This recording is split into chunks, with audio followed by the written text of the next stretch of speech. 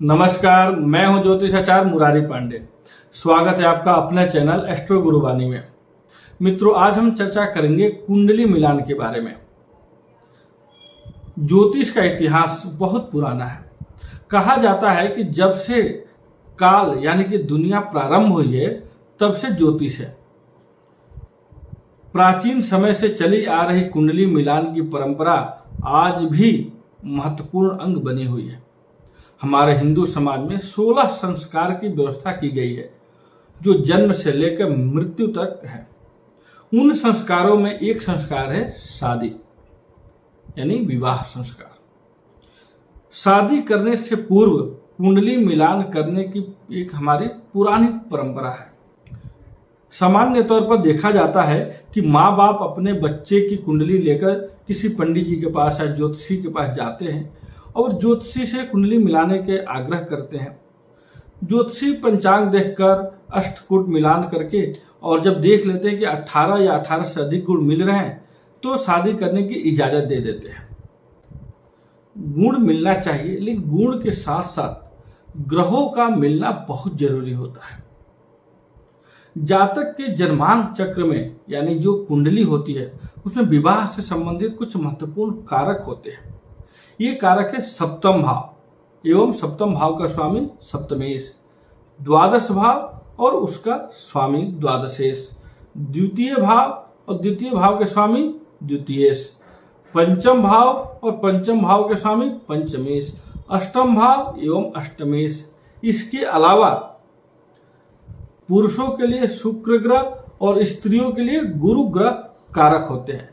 इनका भी कुंडली में शुभ होना, अच्छा होना बहुत जरूरी होता है वैवाहिक जीवन के लिए।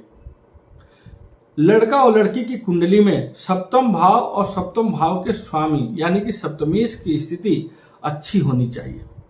सप्तम भाव पर किसी पाप ग्रह की दृष्टि नहीं होनी चाहिए।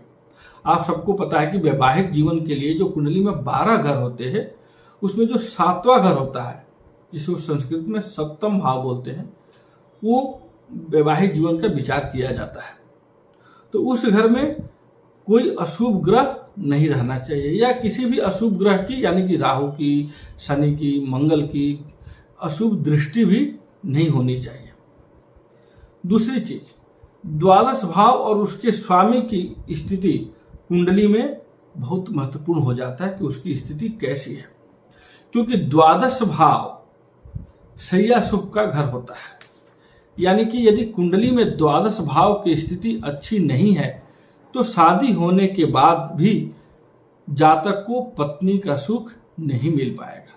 किसी न किसी कारणवश पति पत्नी का एक साथ रहना मुश्किल हो जाएगा। अतः अगर कुंडली में द्वादश भाव की स्थिति मजबूत है और उस पर शुभ ग्रहों की दृष्टि है तो यह स्थिति अच्छी है, तब वैवाहिक जीवन के लिए श्रेष्ठ है। कुंडली में द्वितीय भाव या द्वितीय भाव के स्वामी द्वितीयेश का अच्छा होना भी बहुत जरूरी है, क्योंकि दूसरे भाव से हम कुटुंब यानी कि परिवार का विचार करते हैं। कैसा परिवार रहेगा, माता पिता कैसे रहेंगे, सास ससुर कैसे रहेंगे, मतलब पत्नी के अलावा, क्योंकि शादी जो होती है केवल लड़का और लड़की की नहीं होती है, 2 परिवारों का मिलन होता है। तो पत्नी को भी देखना जरूरी होता है कि हम जिस परिवार में जा रहे हैं उसके बाकी के लोग कैसे हैं, पति के अलावा और कैसे लोग हैं। इसलिए जो दूसरा घर होता है वो कुटुंब यानी परिवार का होता है, उसमें भी शुभ ग्रहों की स्थिति होनी जरूरी होती है। ऐसे बहुत से ऐसी स्थिति देखा जाता है कि कन्या बोलती है कि पति तो हमारे अच्छे हैं, लेकिन पति के जो परिवार वाले हैं वो बहुत अच्छे नहीं है, उनकी वजह से घर में क्लेश होता है और वैवाहिक जीवन डिस्टर्ब होता है। इसलिए दूसरे भाव में भी शुभ ग्रह का होना या शुभ ग्रह की दृष्टि होना जरूरी होता है। पंचम भाव या पंचमेश यानी पंचम भाव के जो स्वामी है उनका भी शुभ होना बहुत जरूरी होता है। आप सबको पता होना चाहिए, या मैं बता देता हूं कि जो कुंडली में जो 5वां घर होता है वो उससे हम संतान का विचार करते हैं। शादी का एक मुख्य उद्देश्य संतान प्राप्ति का भी होना जरूरी होता है, क्योंकि उससे वंश में वृद्धि होती है, वंश आगे चलता है।